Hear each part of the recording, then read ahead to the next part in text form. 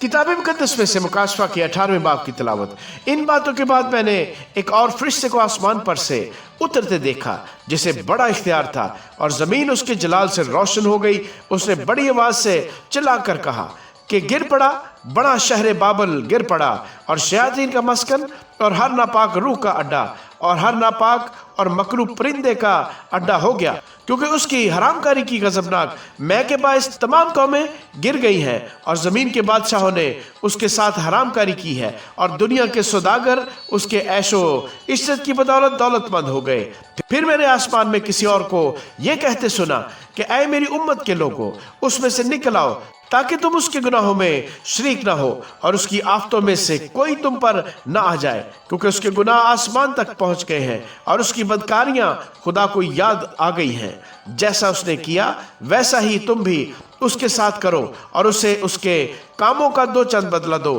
جس قدر اس نے پیالہ بھرا تم اس کے لیے دگنا بھر دو، جس قدر اس نے اپنے آپ کو شاندار بنایا اور عیاشی کی تھی، اسی قدر اس کو عذاب اور غم میں ڈال دو، کیونکہ وہ اپنے دل میں کہتی ہے کہ میں ملکہ ہو بیٹھی ہوں، بیوہ نہیں، اور کبھی غم نہ دیکھوں گی۔ اس لیے اس پر ایک ہی دن میں آفتیں آئیں گی، یعنی موت اور غم اور کال، اور وہ آگ میں جلا کر خاک کر دی جائے گی، کیونکہ اس کا انصاف کرنے والا خداوند خدا قوی ہے، اور اس کے ساتھ حرام کاری اور عیاشی کرنے والے زمین کے بادشاہ جب اس کے جلنے کا دھواں دیکھیں گے تو اس کے لیے روئیں گے اور چھاتی پیٹیں گے، اور اس کے عذاب کے ڈر سے دور کھڑے ہوئے کہیں گے اے بڑے شہر، اے بابل، اے مضبوط شہر، افسوس افسوس، گھڑی ہی بھر میں تجھے سزا مل گئی۔ اور دنیا کے سوداگر اس کے لیے روئیں گے اور ماتم کریں گے، کیونکہ اب کوئی ان کا مال نہیں خریدنے کا، اور وہ مال یہ ہے سونا، چاندی،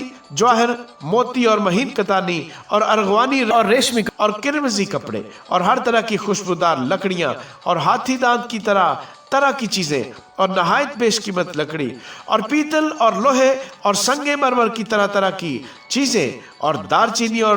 مسالے اور عود اور عطر اور لبان اور مے اور تیل اور میدا اور گیہوں اور مویشی اور بھیڑے اور گھوڑے اور گاڑیاں اور غلام اور آدمیوں کی جانیں۔ اب تیرے دل پسند میوے تیرے پاس سے دور ہو گئے، اور سب لذیذ اور تحفے چیزیں تجھ سے جاتی رہیں، اب وہ ہرگز ہاتھ نہ آئیں گی۔ ان چیزوں کے سوداگر جو اس کے سبب سے مالدار بن گئے تھے، اس کے عذاب کے خوف سے دور کھڑے ہوئے روئیں گے اور غم کریں گے، اور کہیں گے افسوس افسوس، وہ بڑا شہر جو مہین کتانی اور ارغوانی اور کرمزی کپڑے پہنے ہوئے اور سونے اور جواہر اور موتیوں سے آراستہ تھا، گھڑی ہی بھر میں اس کی اتنی بڑی دولت برباد ہو گئی۔ اور سب ناخدا اور جہاز کے سب مسافر اور ملاح اور جتنے سمندر کا کام کرتے ہیں، جب اس کے جلنے کا دھواں دیکھیں گے تو دور کھڑے ہوئے چلائیں گے اور کہیں گے کون سا شہر اس بڑے شہر کی مانند ہے، اور اپنے سروں پر خاک ڈالیں گے، اور روتے ہوئے اور ماتم کرتے ہوئے چلا چلا کر کہیں گے افسوس افسوس، وہ بڑا شہر جس کی دولت سے سمندر کے سب جہاز والے دولت مند ہو گئے، گھڑی ہی بھر میں اجڑ گیا۔ اے آسمان اور اے مقدسوں اور رسولوں اور نبیوں، اس پر خوشی کرو، کیونکہ خدا نے انصاف کر کے اس سے تمہارا بدلہ لے لیا۔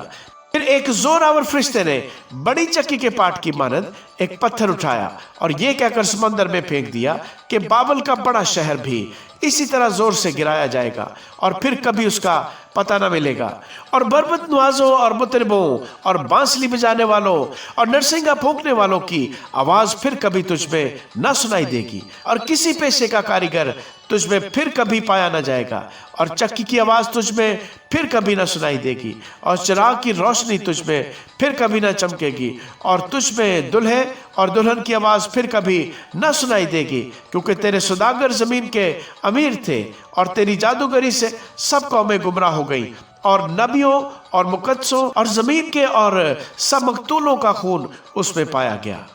آمین۔